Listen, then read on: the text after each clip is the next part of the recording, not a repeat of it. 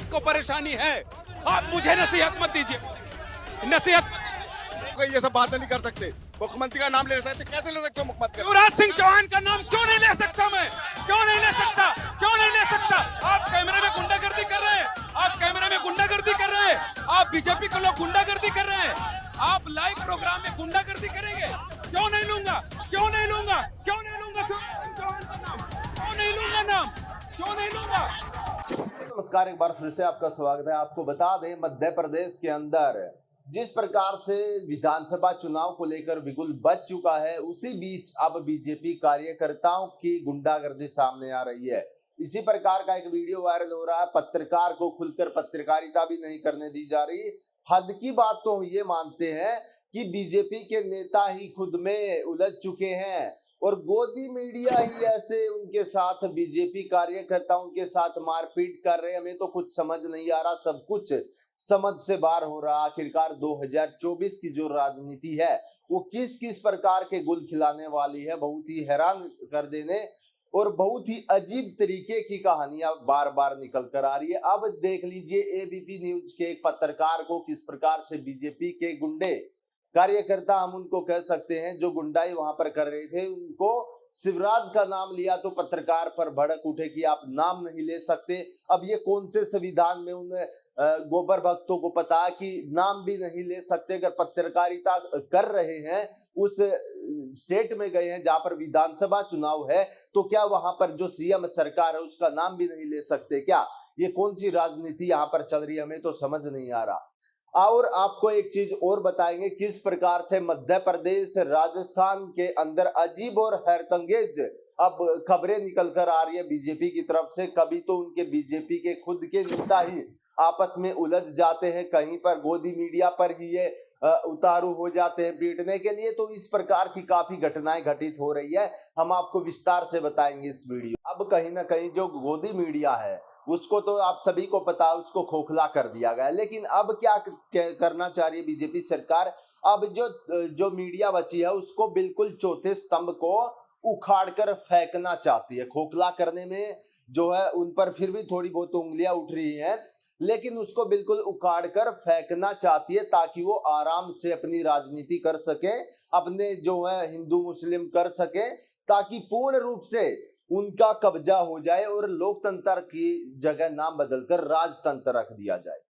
Viral होता देख, जो मध्य प्रदेश में कांग्रेस है उसकी तरफ से एक ट्वीट किया गया, आप अपनी स्क्रीन पर देख सकते हैं। कहा गया कि बीजेपी के गुंडों ने एबीपी न्यूज के पत्रकार के साथ अभद्रता की। कुछ सड़क छाप लोग लोकतंत्र को अपनी जागीर समझने लगे हैं। शिवराज जी, आपके गुंडों का ये वस्त्रहीन नृत्य देश देख रहा है। और बीजेपी की फुल फॉर्म क्या दी है उन्होंने? बेहद जाहिल पार्टी। तो इस प्रकार से कांग्रेस सरकार अब टारगेट कर रही है।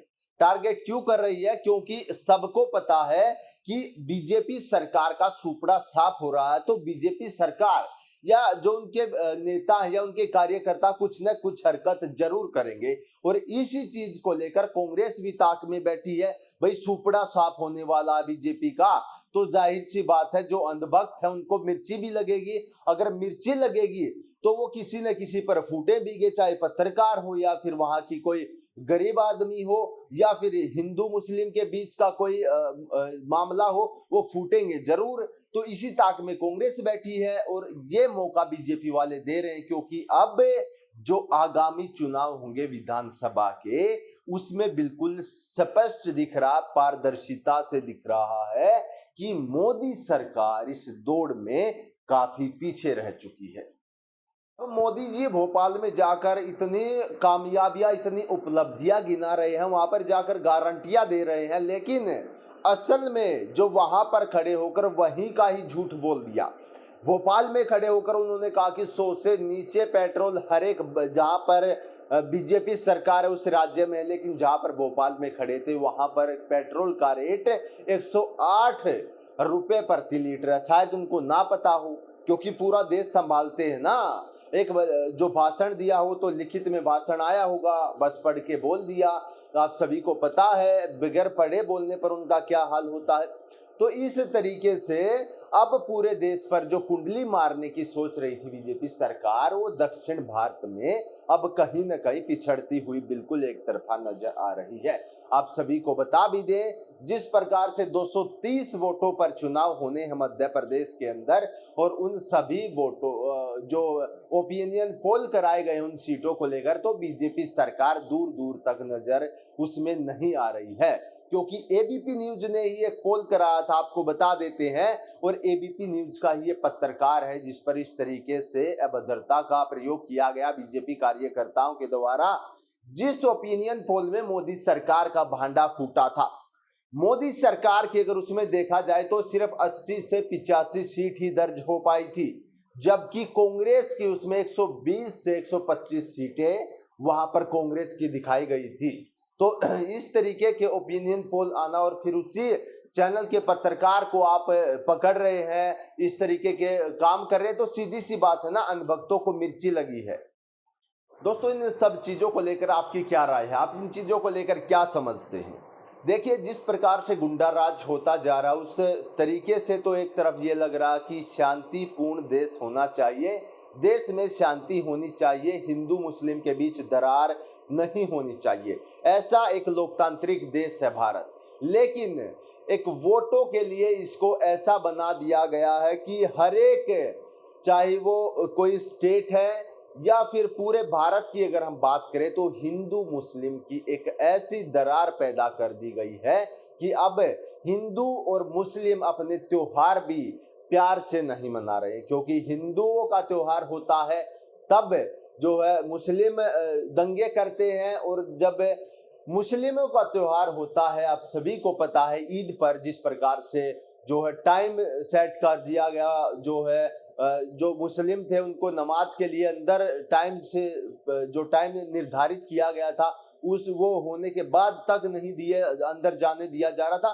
तो इन सब चीजों को लेकर अब कुछ ज्यादा हो रहा है, या तो ये इलेक्शन की गर्मी है 2024 में जो चुनाव होंगे उसकी, या फिर जिस प्रकार से देश कगार पर जाता जा रहा है धीरे धीरे, जैसा कि अमेरिकी पूर्व राष्ट्रपति बराक ओबामा ने कहा था, जो है पीछे इसका मुद्दा उठा था, और जो भारत की मीडिया है या फिर या फिर जो अंधभक्त है उन्होंने तो सीधा बराक ओबामा से बराक हुसैन ओबामा लगाना शुरू कर दिया था उनका नाम।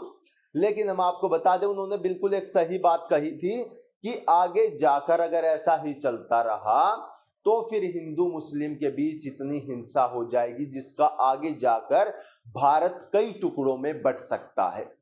इसके ऊपर आपकी क्या राय है, हमें कमेंट बॉक्स में जरूर बताइएगा। हम हर एक राजनीतिक खबर लेकर आपके साथ जुड़ते रहेंगे। आज की वीडियो में इतना ही, फिर मिलते हैं एक नई अपडेट के साथ। आप देख रहे थे अब बोलेगा भारत। जय हिंद।